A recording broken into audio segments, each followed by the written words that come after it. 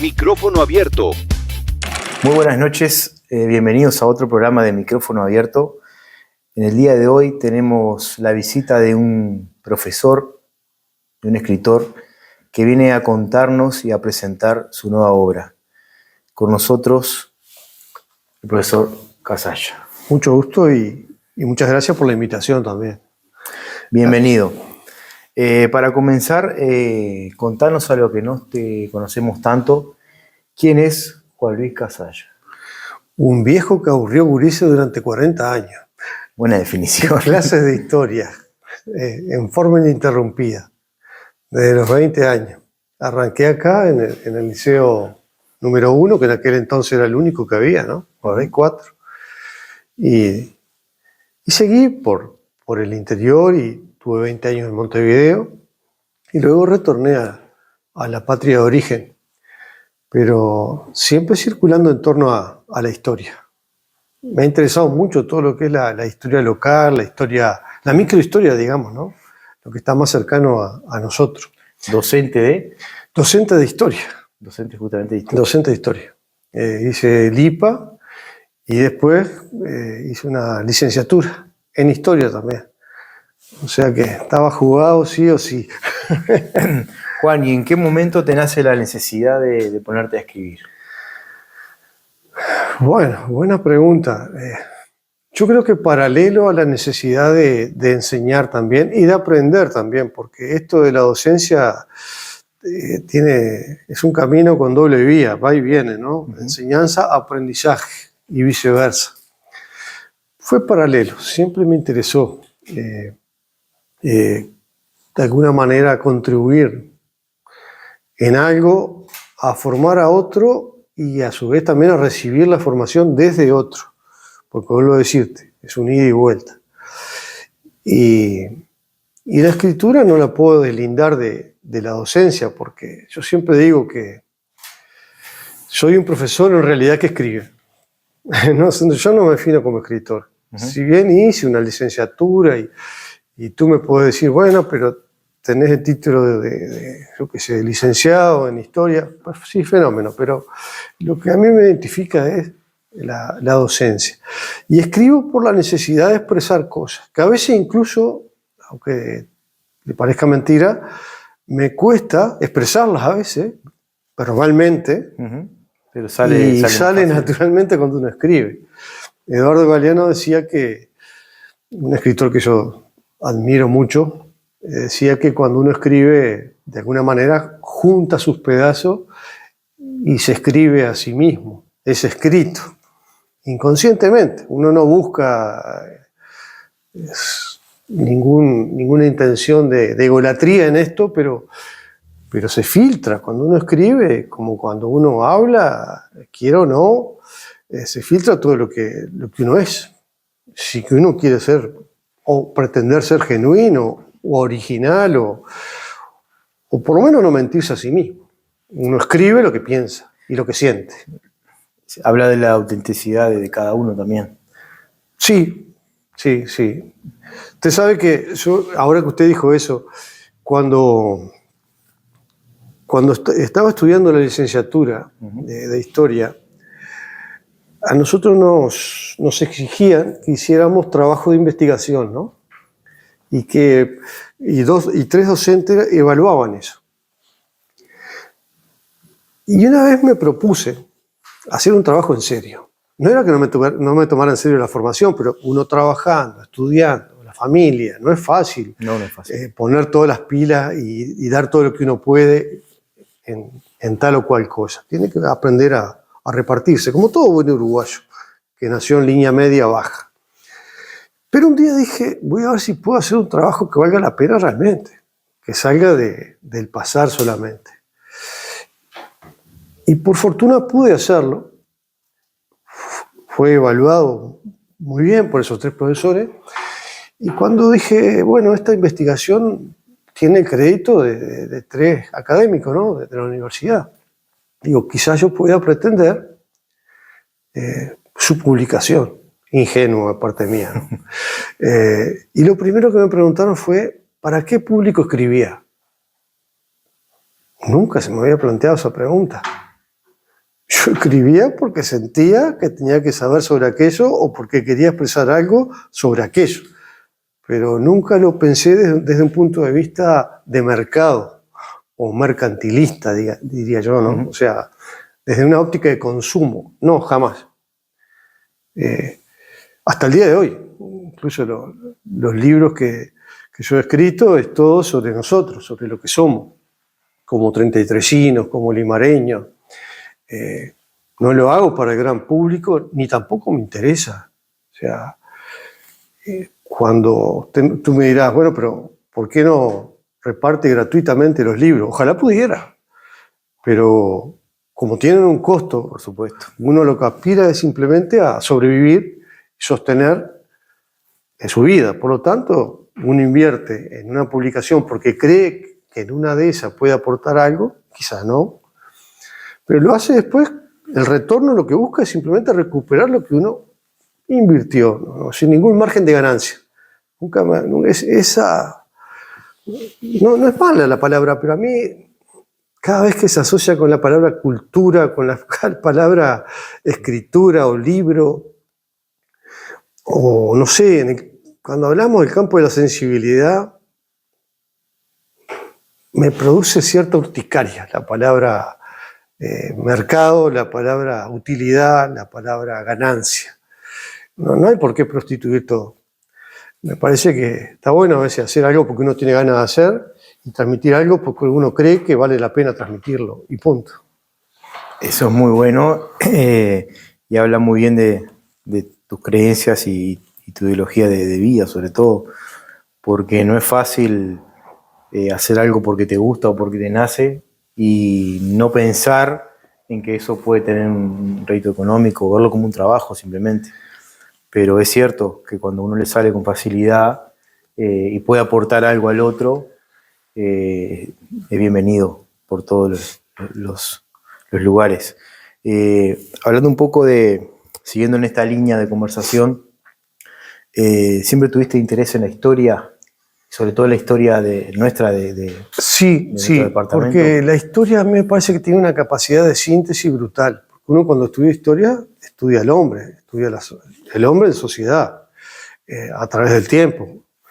Y en definitiva, abarca todo, desde la antropología, la economía, la filosofía, la religión, el pensamiento.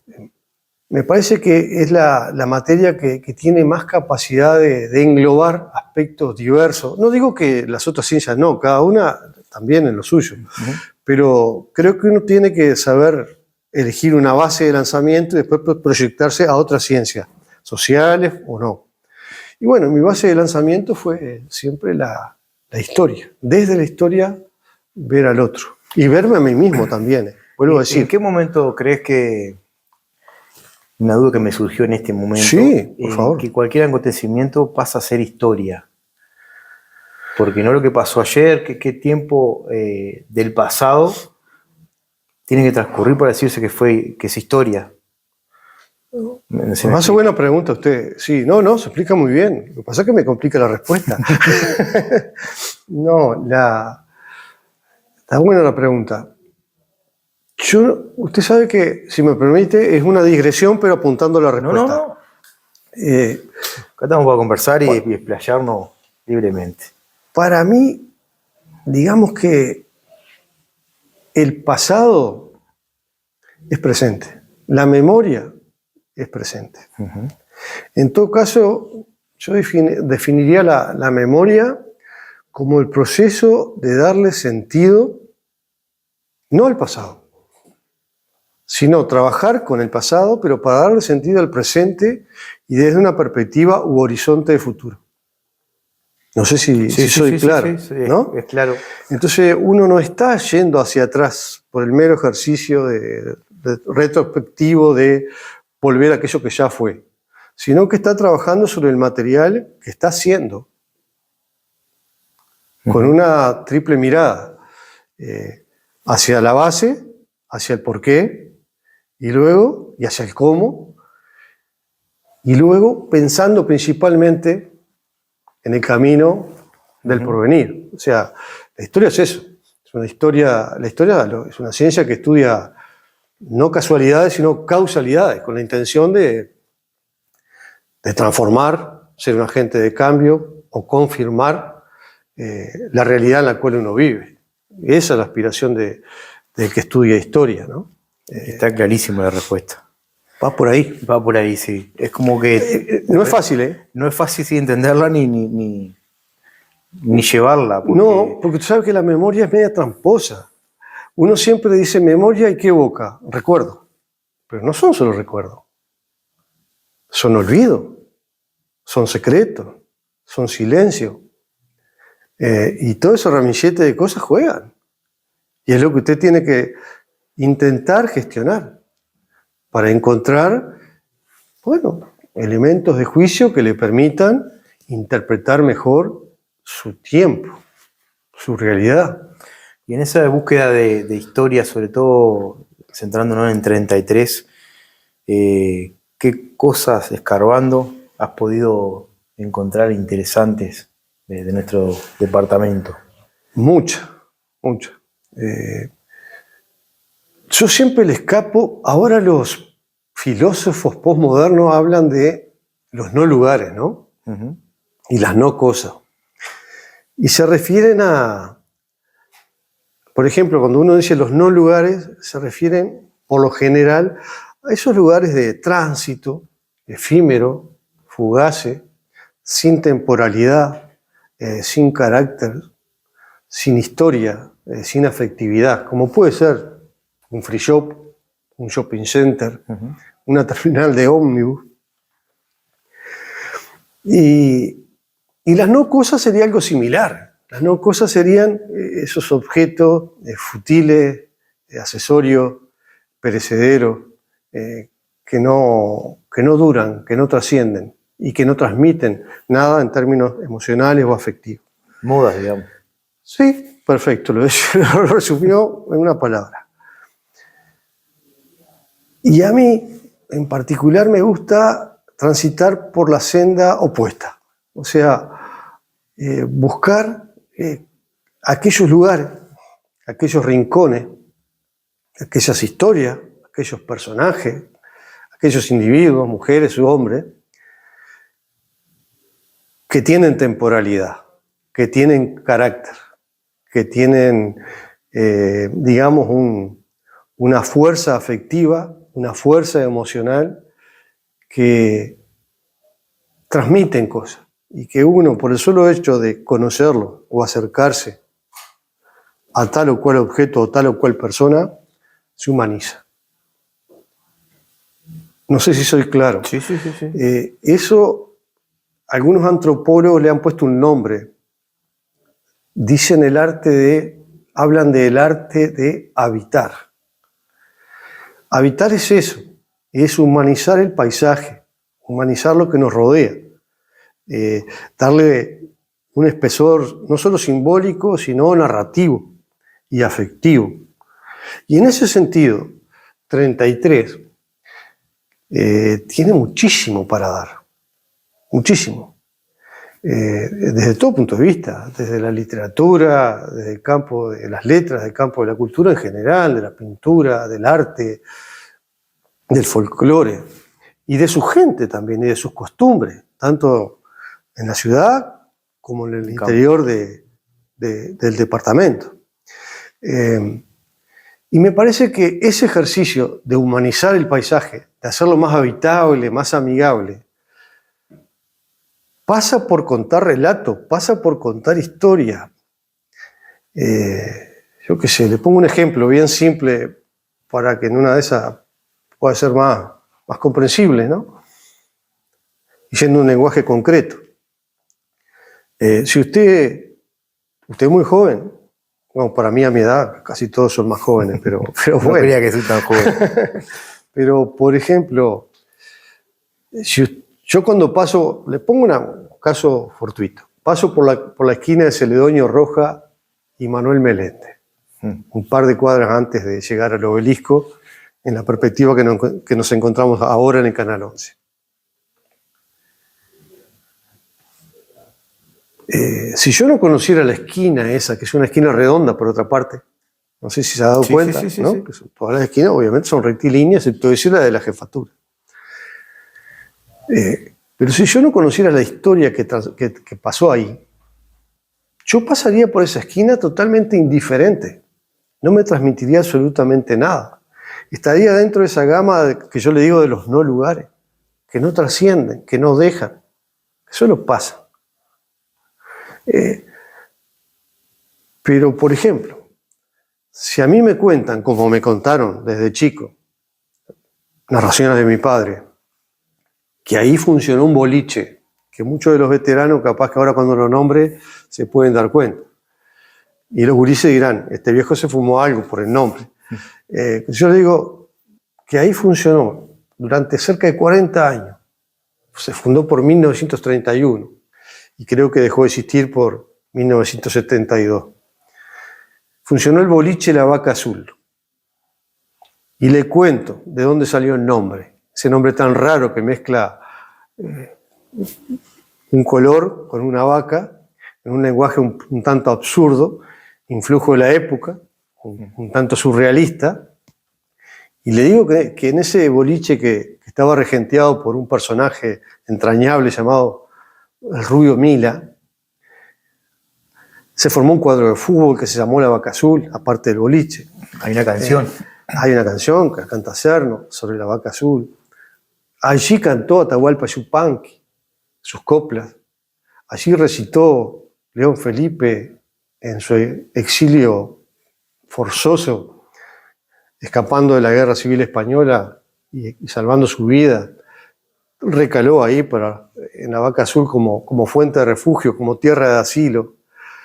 Allí se inspiró Rubén Lena en muchas de sus canciones, Víctor Lima. El Laucha Prieto tocó sus famosos boniatos, así le llamaba él a las composiciones en guitarra, ¿no? Guitarra popular y guitarra clásica.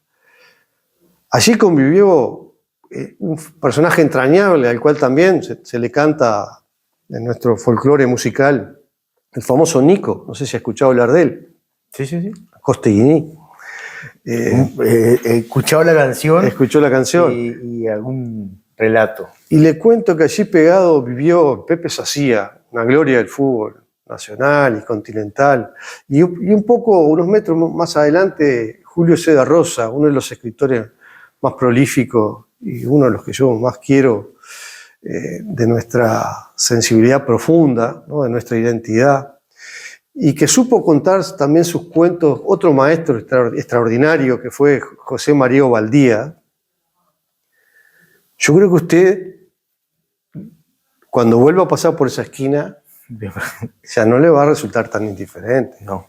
Ya no le va a resultar. Muchísima historia. Claro. Hasta la mitad sabía, hasta ahí llegué. Claro, usted ya le va a despertar algo. Le va a despertar una cierta sensibilidad, una cierta emoción incluso. ¿Por qué no? Y no es sensiblería de lo que estoy hablando. Le va a despertar un cariño especial, un afecto por el terruño que usted hasta ese momento no tenía. Y ese rincón ya no va a ser uno más. Esa esquina ya no va a ser otra esquina. Va a ser el lugar. Va a tener presencia, va a tener tiempo, va a tener historia, va a tener literatura. Y va a tener recuerdo, afecto, emoción, sentimiento. Eso es el arte de habitar, ese es el arte de poblar las cosas, de humanizar las cosas. Generar relatos, cuentos en torno a lo que nos rodea, para amigarnos con las cosas que nos rodean. Sentirnos menos solos a veces, menos desorientados, más acompañados. Es como, a ver si me explico, salir al rescate de la ciudad invisible, por supuesto, sin obviar la ciudad visible y las cosas que pasan. Pero buscar algo más atrás del horizonte, ¿no? Eso le da a las cosas una profundidad desconocida, a las cosas que conocemos. Por eso digo, capaz que alguno pensará, este viejo está delirando. Pero en realidad estoy tratando de que entiendan que vivimos una tierra que, si bien tiene sus problemas, por supuesto, nadie lo va a desconocer, ¿no? Ninguno, ni usted ni yo, vivimos aislados de la realidad y del contexto y de las problemáticas brutales que tenemos todos los días. Pero también hay otras áreas de la existencia que está bueno alimentarlas y que nos fortalecen, como por ejemplo la raíz, como por ejemplo nuestra identidad, el afecto por nuestra gente, por nuestra tierra. Quien no conoce su historia o no conoce o no tienen por lo menos un mediano aprecio por su entorno, yo siempre lo digo esto y lo repito varias veces, tarde o temprano termina por deslizándose en un terreno muy peligroso, porque el autodesprecio está ahí. Ahora, cuando usted sale al rescate de esas cosas, cuando empieza a humanizar ese paisaje que lo rodea, o sea, sale al rescate de usted mismo también. No sé si estoy siendo claro. Sí. Yo lo veo como encontrar una identidad de pueblo, digamos, de ciudad, de su lugar de pertenencia. Exacto, ¿no? Exacto. Y los tenemos a montones. En todos los lugares donde usted mire hay cosas para rescatar. Hay lugares. No, por eso le decía la diferencia entre un lugar y un no lugar. El lugar es ese, es el que tiene tiempo, el que tiene historia, el que tiene recuerdo, el que tiene afecto. También olvido, pero por lo menos no pasa, está.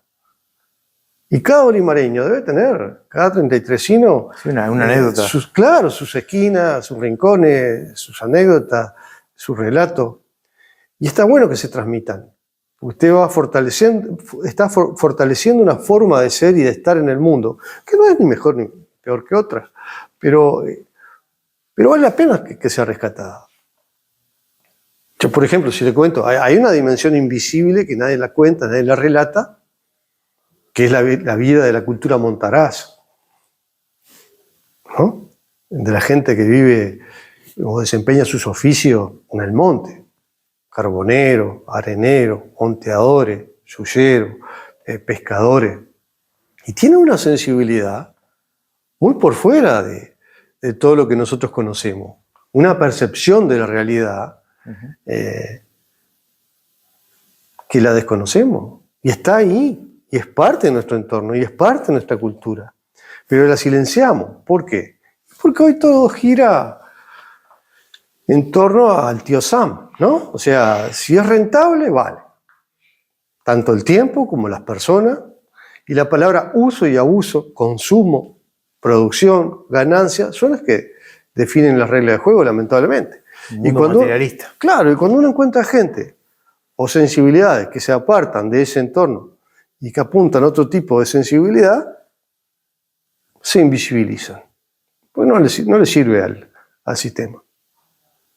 ¿Te acuerdas que esa famosa, volviendo a Galeano, en un libro que se llama Ventanas Abiertas, el mundo patas arriba? Él utiliza la palabra ventana para hacer reflexiones, ¿no? Y él describe al hombre de éxito. Y dice, ojo, toda categoría genérica no siempre se aplica, pero por supuesto. Pero bastante, sí. Se acerca. Sí, y él lo define con un par de lecturas que es muy sensata. Triste pero sensata. Dice, refiriéndose al hombre de éxito, en la actualidad, ¿no?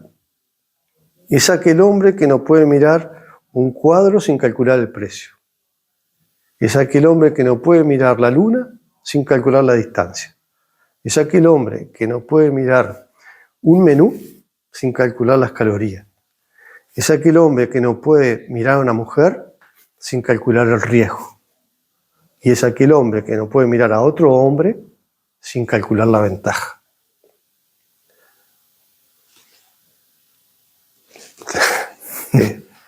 Es preocupante. Es preocupante y se asemeja bastante a lo que pasa. O a lo que nos venden, ¿qué pasa? O a lo que compramos, ¿qué pasa? Pero hay otro mundo que hay que salir a rescatarlo.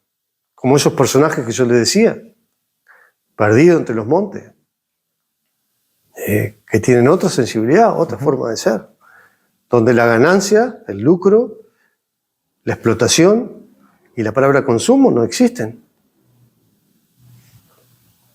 Ni siquiera la palabra muerte. Usan una suerte de eufemismo. Dicen, se dejan de ver. Y yo una vez le pregunté a un monteador, en una de las tantas incursiones que hice por el río Limar y el Cebollatí, a mí me gusta mucho la pesca, me gusta mucho convivir en el monte.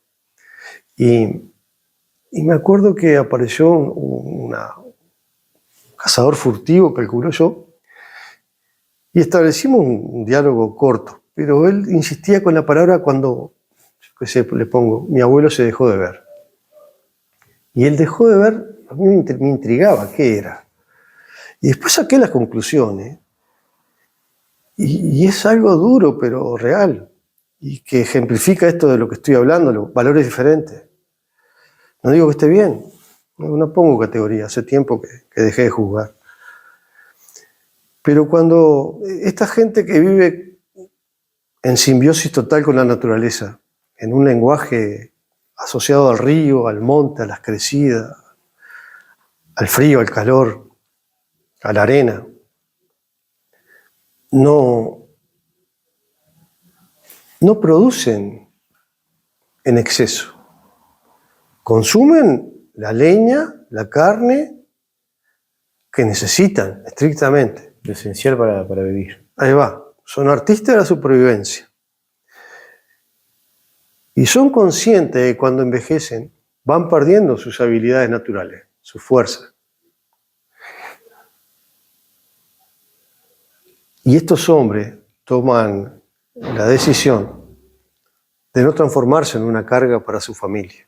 Y ni quitarle un plato de comida quizá al muchacho recién nacido o al otro joven que sí precisa comer más porque necesita de su fuerza, de su vigor, de sus músculos para vivir, para montear, para pescar, para cazar, para hacer su trabajo de carbonero, de arenero, que no son tareas fáciles, requieren de una destreza física impresionante. Es consciente de que está restando y no sumando. Y tienen por costumbre, fíjese usted, tomar un bote e irse. Se dejan de ver, porque los ríos no son lineales, ¿no? Tienen sus curvas. Y es tal cual, no lo ven más, él no vuelve. Va a morir en la ribera de un río. De la soledad. Serán devorados, su cuerpo aparecerá o no, pero ahí le está hablando de una sensibilidad y una forma de ser y estar en el mundo que no está asociado con lo que nos quieren vender como la regla básica de oro. Usted tiene que tener para ser. Anteponer lo material a la esencia. Uh-huh. Eso es lo que compramos todos los días. Bueno, no, yo creo que no.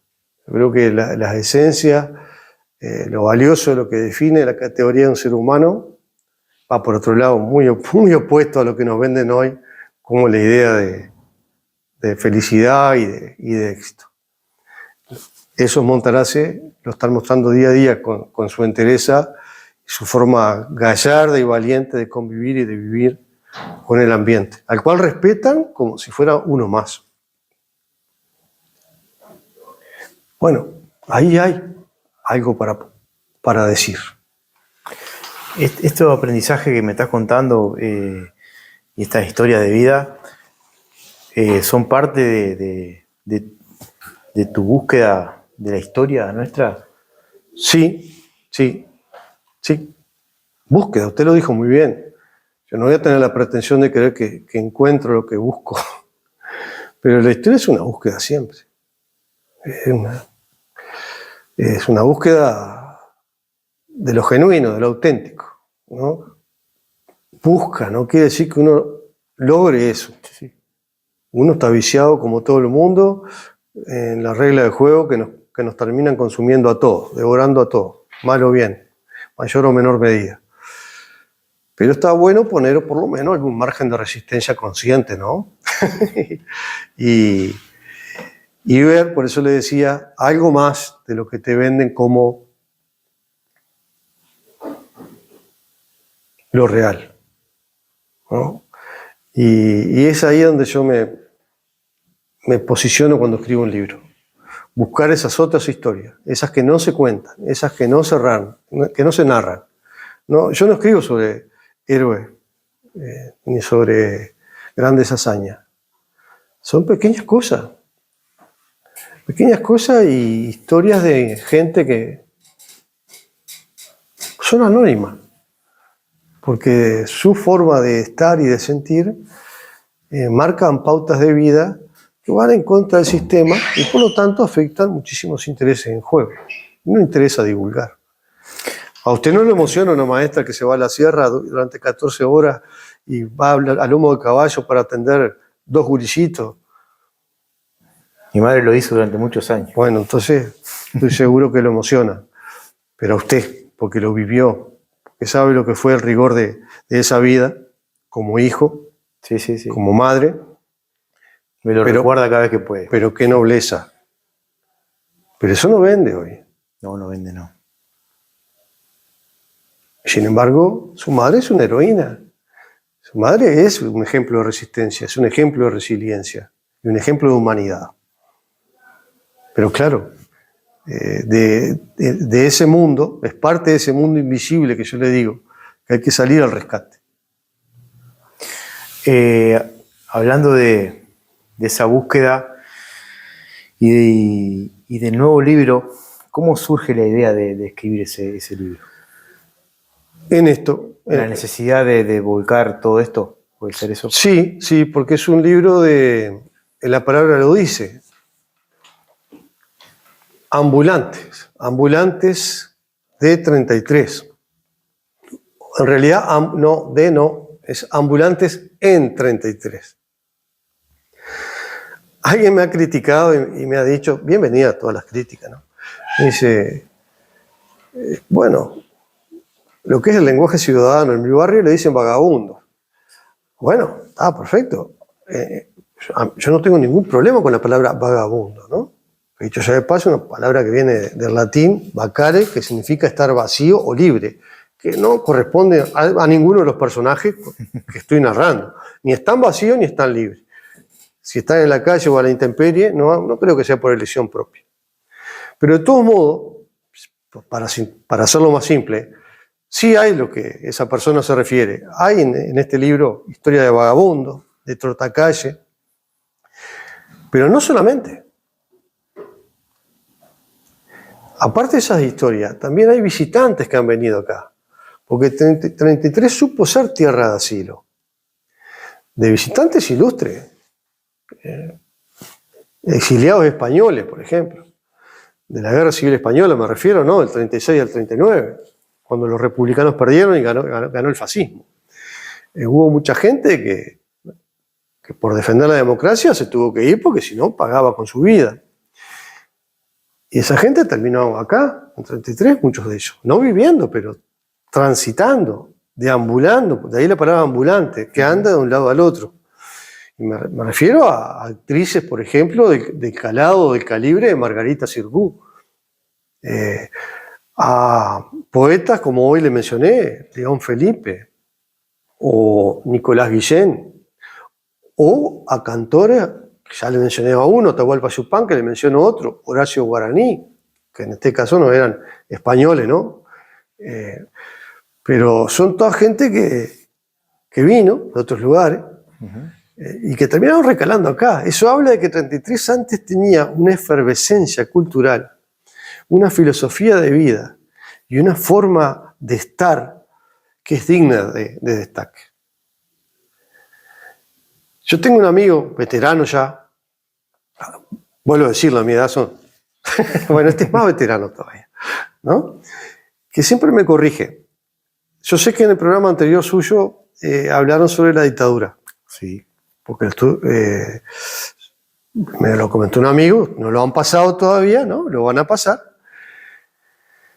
Y yo siempre le decía a este compañero que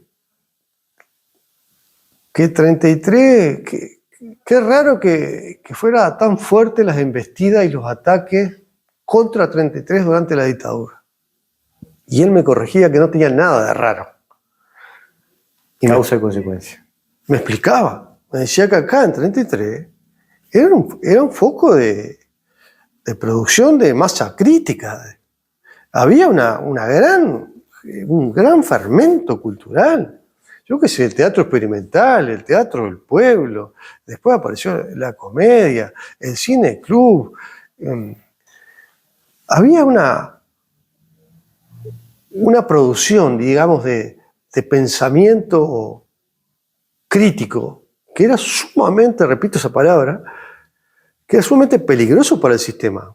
No hay cosa peor para un fascista que el pensamiento.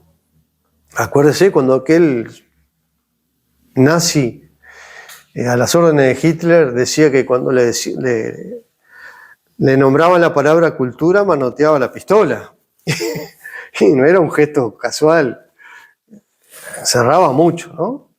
El fascismo es la derrota del pensamiento. Y bueno, ¿y por qué se ensañaron tanto acá? ¿Por qué tuvimos el primer muerto por tortura en plena democracia en mayo 72, Luis Batalla? ¿Por qué acá hubo tanta gente detenida, secuestrada, torturada en el batallón de infantería número 10? ¿Por qué hubo tanta censura en los medios de comunicación? Porque había algo que silenciar, había algo que frenar. Uh-huh. Y era eso, jóvenes, hombres, mujeres, con capacidad de pensar, con capacidad de hacer, con capacidad de transformar. Bueno, eso es el mayor peligro. Y en aquel tiempo, yo creo que hoy también, ¿eh? Sí. Y 33 era la meca de todo eso. Y todavía estaban por ahí los refugos de eso. Y está la semilla. Y es lo que hay que fermentar, fomentar y descubrir. Yo me estoy yendo por la rama como todo buen viejo, disculpe. No. Está muy interesante la charla, la entrevista. ¿Y cómo fue recaudar esas historias, recolectar esas historias, esos personajes, juntarlos todos y decir, ahora le armaron un libro? Se fue juntando sola, las partes se van juntando solas. Cuando se encuentran, ¿no? Fueron relatos escuchados, relatos vividos, y van brotando espontáneamente. Algunos los busqué y otros me buscaron.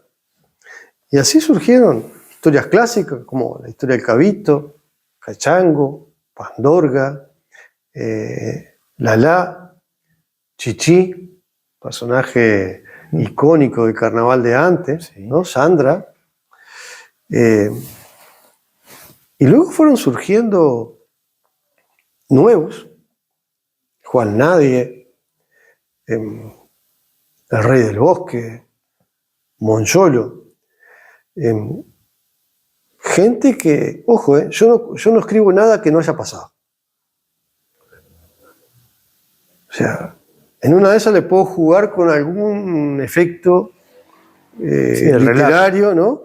Sí, pero ese efecto nunca anula la realidad. Por eso yo no hablo de cuento, hablo de relato. En una de esas, por ejemplo, si yo le digo, hay un personaje que es una mujer que se llama Marena. Hay otro que se llama Candela. Bueno, quizás Candela y Marena como tal, como única persona, no existieron. Pero sí son la síntesis de una sucesión de imágenes y de presencia. ¿Se entiende? Que sí existieron. Que de alguna manera se los hago jugar. Poniéndole un nombre. Ahí va, con un nombre. Y las coloco en un lugar. Uh-huh. Pero lo que transmiten, lo que sienten y lo que relatan son reales. Son reales. Va por ahí. ¿Y hay algo de memoria personal tuya en ese libro? Siempre se filtra. Yo no le voy a decir que no. No, porque estaría mintiendo. Siempre se filtra. Ahí juego con otra figura, que en términos literarios, perdón, los literatos verdaderos, le llaman alter ego, que es simplemente cuando usted narra algo personal, lo coloca en un personaje de ficción, pero en realidad no es ficción lo que cuenta, no es ficción lo que narra. Es el personaje que usted ideó para transmitir algo. Eso puede suceder. Pero le aseguro que lo que usted va a leer pasó. Pero lo que pasa es que tampoco es una cuestión de hacer un sembradío de ego, ¿no? Cuando uno escribe no es para... Si pasó, pasó. Sí, bueno, pero a veces uno se siente más libre de contar cosas si no las transmite como propias. Por lo menos eso siento yo. ¿Y cuánto tiempo transcurrió en esa búsqueda de lo que fue la historia, los personajes y juntar todo y decir, bueno, tengo el libro? ¿O te nace, como hablamos al principio, te nace la necesidad de escribirlo y de pasarlo fácilmente a lo que es papel? Este libro, yo le decía a un compañero que me hizo una pregunta similar, si yo me pongo a pensar en temporalidad, más o menos llevó 3 años, pero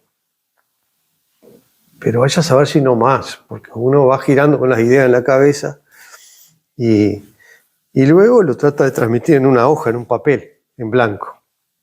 A veces incluso los abandona a esas hojas, esos papeles, y los retoma con el tiempo, los deja macerar, ¿no? Como el buen vino, y después vuelve a eso. Cuando encontró una respuesta, cuando encontró algo que lo motivó a escribir tal o cual cosa. Bueno, no porque iba a ser una infidencia del libro que no quiero hacer. No, cuando me dijo eso me recuerda a más de un músico que también la pregunta era parecida, que escribieron una letra y la tuvieron guardada hasta por 10 años, hasta que llegó el momento de hacerla, de grabarla y de cantarla. Más o menos algo parecido. Es algo parecido, sí, sí. Todo tiene su momento. Todo tiene su momento. Este libro yo lo tengo elaborado, procesado hace tiempo ya, pero decidí editarlo ahora recién. Ahora recién. ¿Por qué? Quizá coincida, con que me jubilé.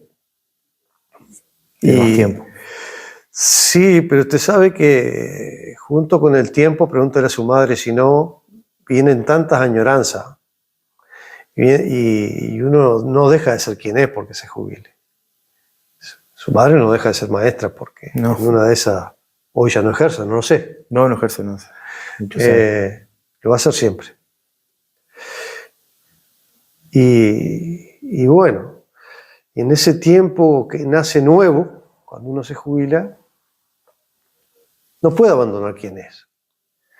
Y ahí brota la necesidad de seguir de alguna manera transmitiendo cosas, que fue el núcleo duro de mi vida hasta este momento, y a su vez también de ser un receptor de otras cosas que uno recibe. Vuelvo a decir, yo no estoy acá como maestro, lejos de eso. El maestro que enseña aprende, y aprende más de lo que enseña, siempre.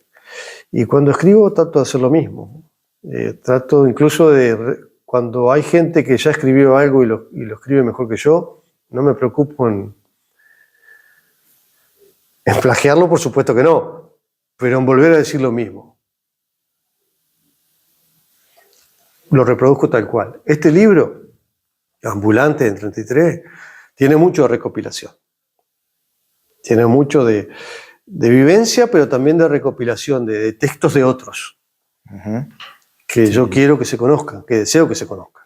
Porque tienen un mensaje atrás que me interesa en ese proceso de configuración de una forma de ser que escape un poco al control social que tenemos hoy y a ese materialismo excesivo que vuelvo a decir, mercantiliza y prostituye y cosifica todas las relaciones humanas.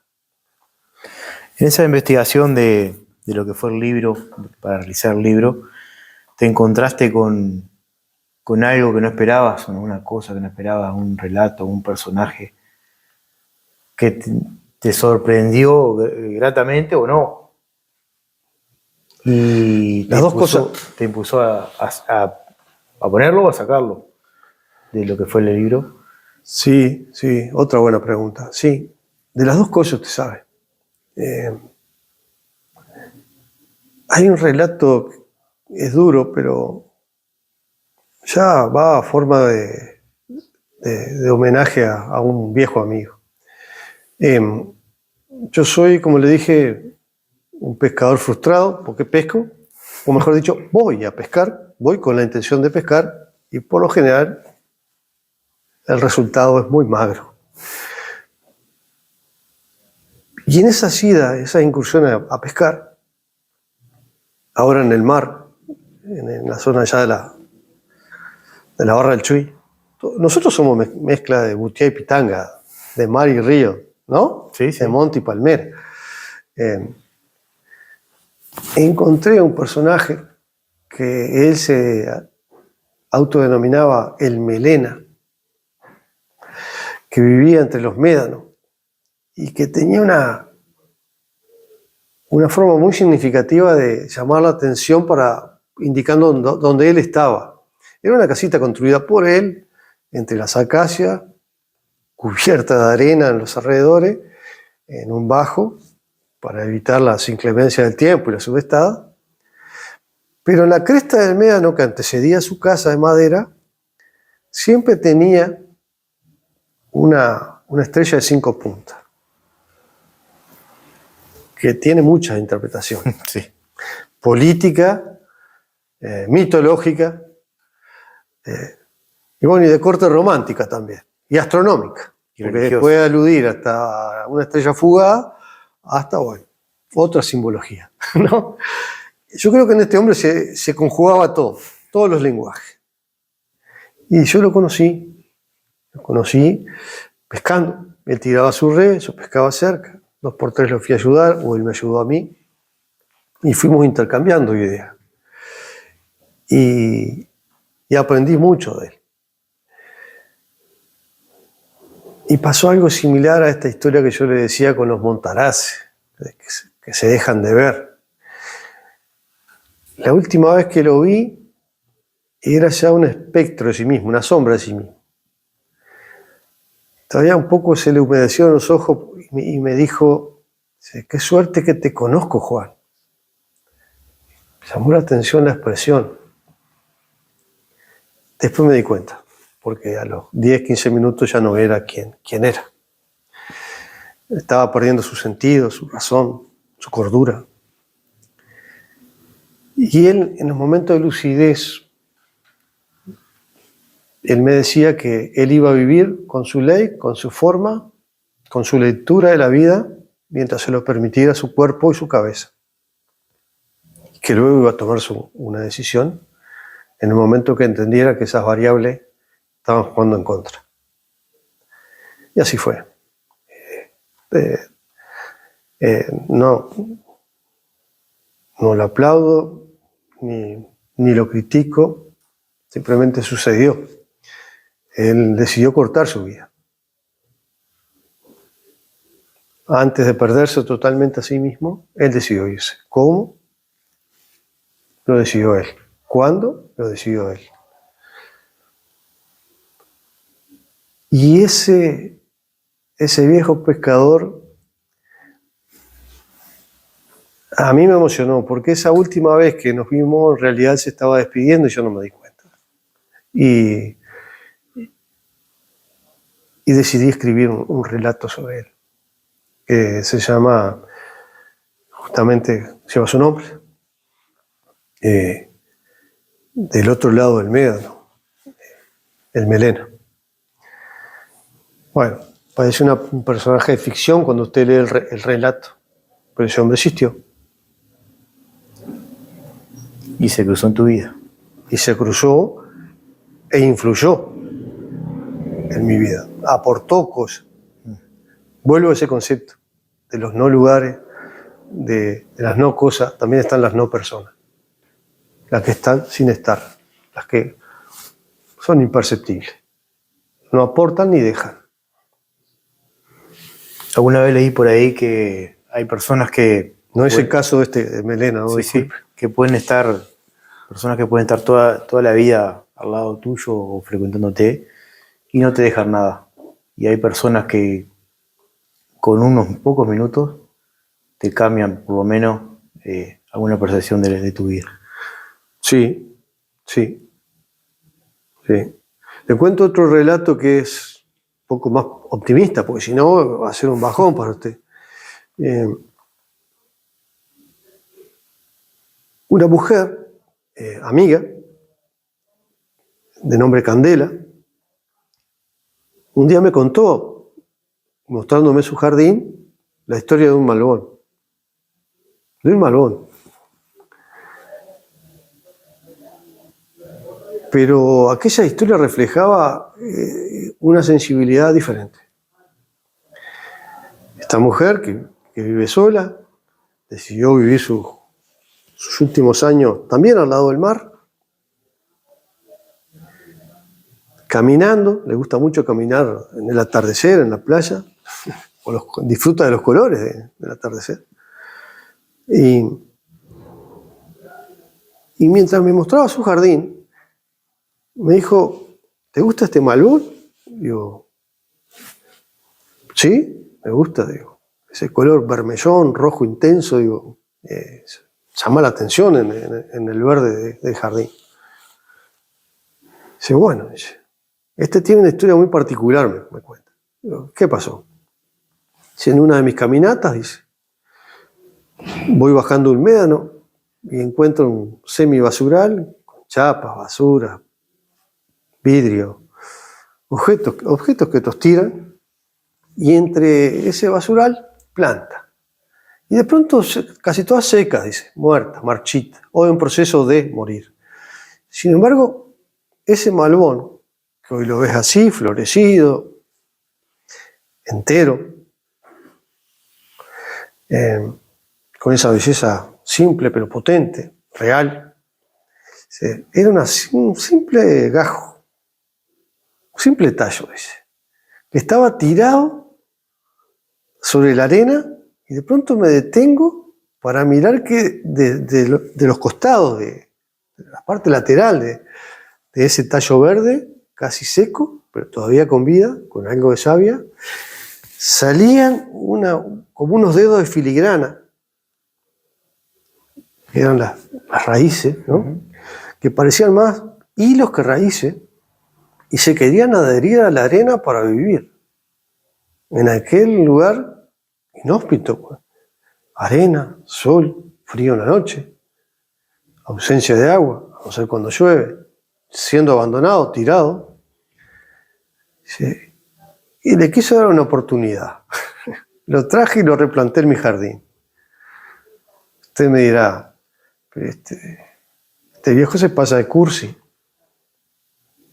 Y bueno, si ser cursi es tener la sensibilidad que tiene Candela, bienvenido a ese apodo. Esa es otra historia que la terminé narrando en este libro. Sin duda que podríamos estar acá toda la noche y el tiempo del programa es cruel, pero podríamos hacer varios programas más con esta linda charla que estamos teniendo.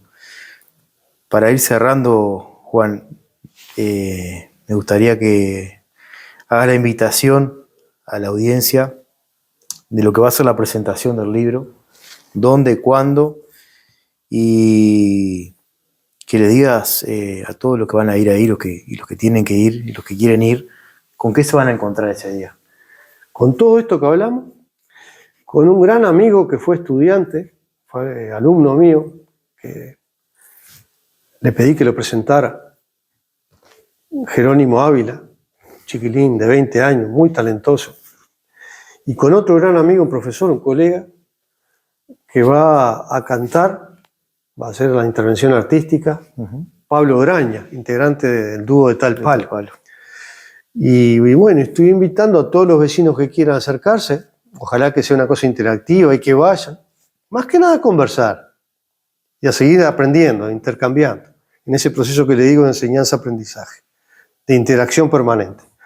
Va a ser el 29 de mayo, el último viernes de mayo, a las 19 horas, en la sala Cristino da Rosa. Le digo más, me tengo tan poca fe que elegí la más chica por las dudas. pero ahí están invitados los que quieran ir. Me encantaría que fueran y que nos acompañaran a esto, que simplemente va a ser un recordatorio, una forma de ser y estar en el mundo, nada más que eso. Bueno, Juan Casalla, de parte de quien te habla y nuestra productora Agustina Suárez, agradecerte por estar acá. Por favor, las órdenes. La verdad que fue una grata entrevista y estaremos por ahí acompañándote. Ojalá que sí, ojalá que sí. Gracias a ustedes por la invitación y a las órdenes. Las puertas del micrófono abierto siempre están abiertas. Muchas gracias. Esto fue un nuevo programa de micrófono abierto por Canal 11. No se olviden de seguirnos por nuestras redes sociales. Si quieren estar enterados de estas entrevistas tan jugosas con gente olimareña tan talentosa. Y bueno, nos vemos por ahí.